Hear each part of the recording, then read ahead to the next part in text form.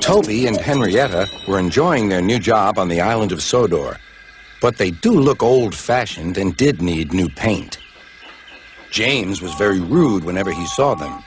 People are fucking dumb, he would say. At last, Toby lost patience.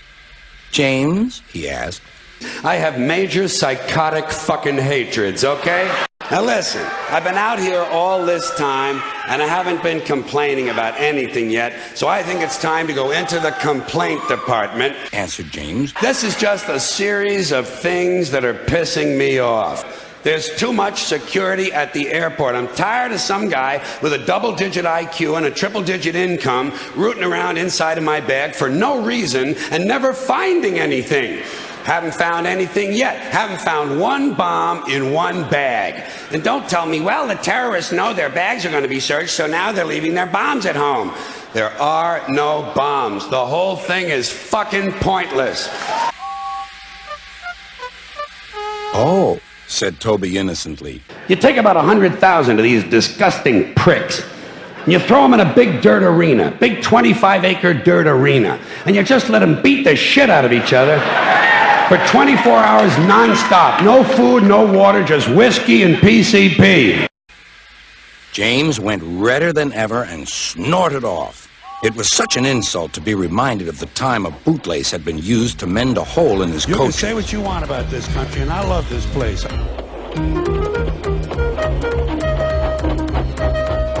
At the end of the line, James left his coaches and got ready for his next train. It was a slow freight, stopping at every station to pick up and set down cars. James hated slow freight trains. You could kill a pilot with a table knife. Yeah! Might take you a couple of minutes, you know.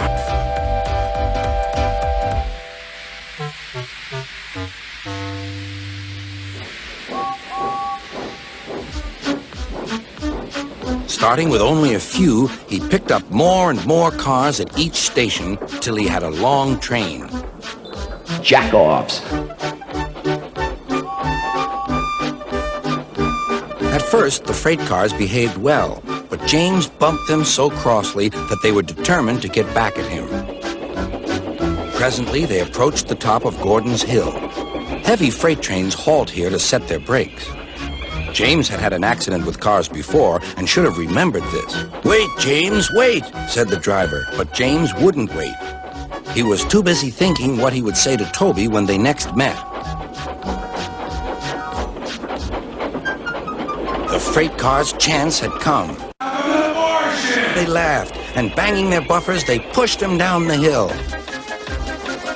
Fuck! Fuck! Yelled the car.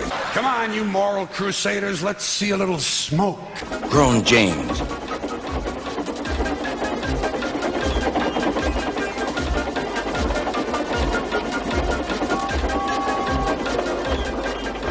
Disaster lay ahead. Stop pissing!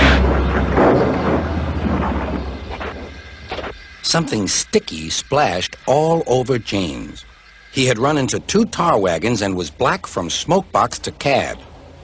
He was more dirty than hurt. But the tar wagons and some cars were all to pieces.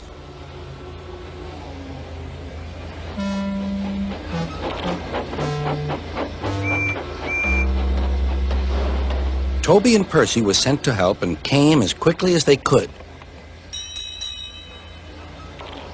"Look here, Percy," exclaimed Toby. "Whatever is that dirty object? That's James, didn't you know?" "It's James's shape," said Toby, "but..." When Jesus said, "Suffer the little children come unto me," that's not what he was talking about. James pretended he hadn't heard.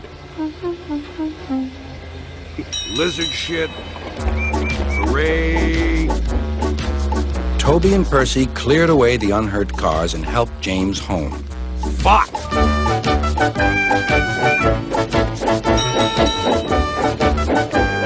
Sir Topham Hatt met them. "Now, to balance the scale, I'd like to talk about some things that bring us together." He turned to James. things that point out our similarities instead of our differences. Because that's all you ever hear about in this country is our differences. That's all the media and the politicians are ever talking about, the things that separate us, things that make us different from one another. So stirring up the shit is something I like to do from time to time, but I also like to know that I can come back to these little things we have in common. Do you ever try to tell somebody they have a little bit of dirt on their face? You can never get them to rub the right spot, can you? Say, you got a little bit of dirt right here. They always go, where, here? And you just want to slap the bastard. Toby shall have a new coat of paint. Please, sir, can Henrietta have one too? Said Toby. Your face looks fucking awful. Oh, thank you, sir. She will be pleased. All James could do was watch Toby as he ran off happily with the news.